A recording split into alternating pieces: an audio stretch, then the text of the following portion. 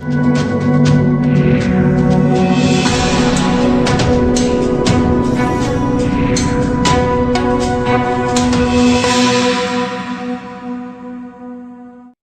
मोदी की double engine सरकार का नारा है, सोच ईमानदार काम दमदार। लेकिन ईमानदार सरकार तो वही मानी जाती है ना जिसके विधायक, मंत्री, मुख्यमंत्री ईमानदार हों, है ना।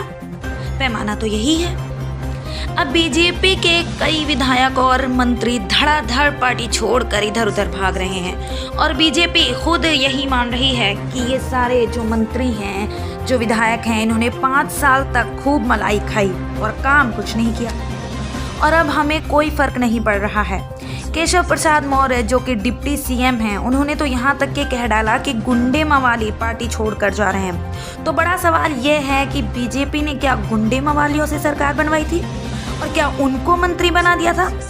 और 5 साल तक यूपी में गुंडे मवालियों ने सरकार चलाई थी। एक तरफ बीजेपी कह रही है कि यूपी में बीजेपी की प्रचंड लहर है, दूसरी तरफ मुख्यमंत्री के मीडिया सलाहकार का ये ट्वीट जरा देखिए आप, जिसमें वो कह रहे हैं सर्वे रिपोर्ट लीक हो एक मंत्री को मिली, सर्वे के अनुसार वे बुरी तरह हार रहे हैं, लिहाजा उनका ये टिकट भी शर्तिया कटने जा रहा है। उन्होंने फौरन अपने जैसों को ये रिपोर्ट दिखाई, आनन फानन में सबने नए कुर्ते डाले और क्रांतिवीर बनने निकल पड़े, ये नया सौदा करने। इस्तीफों की यही असली कहानी है। जनता चीख रही थी कि भाजपा से बैर नहीं, नेताजी की खैर नहीं। चैनल शोर मचा रहे थे कि बस मौजूदा का टिकट बदलो और फिर 325 सीटें ले लो। जैसे ही खबर लगी कि भाजपा इसी फॉर्मूले पर बढ़ चली है, कईयों ने तुरंत नए कुर्ते सिलवाए और निकल पड़े सौदा करने। इस्तीफों की असली यही कहानी है। यानी बीजेपी वाले खुद मान रहे हैं कि जनता बीजेपी के विधायकों और नेताओं से त्रस्त थी, नाराज थी, चिल्ला रही थी कि नेताजी की खैर नहीं होने वाली है। अब जब विधायकों और मंत्रियों के इतने बुरे दिन थे कि वो खुद बीजेपी कह रही है कि उसका सर्वे लीक हो गया, तो बीजेपी की ये लहर कैसी है कि जब मंत्री बैठे हैं उनके खिलाफ गुस्सा है और बीजेपी की लहर है।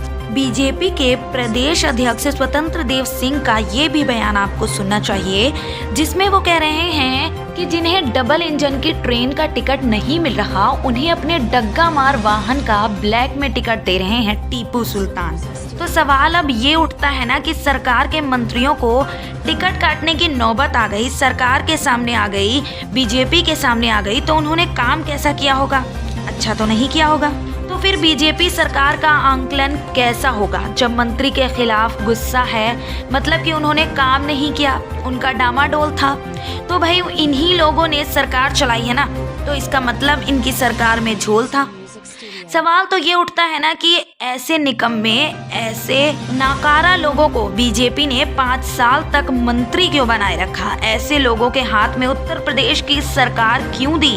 दोस्तों कुल बात है ये कि बीजेपी की एक बात तो समझ में आ गई है कि रोजाना ये जो खबरें आ रही हैं, इस्तीफे इस्तीफे इस्तीफे, ब्रेकिंग बन रही हैं, ये जितने तमाम ओपिनियन पोल हो रहे हैं, ये तमाम ओपिनियन पोल्स की हवा निकाल रहे हैं। मतलब मीडिया वाले दिन भर मोदी और योगी जी के लिए माहौल बनाते हैं और फिर खबर आ जाती है इसने इस्तीफा दे दिया, वो सत्ता में शामिल हो गया, तो क्या किया जाए? हम बोले इसलिए वही अपनी पुरानी रणनीति अपनाई जा रही है, आवाज उठाने वालों को बदनाम कर दिया जा रहा है।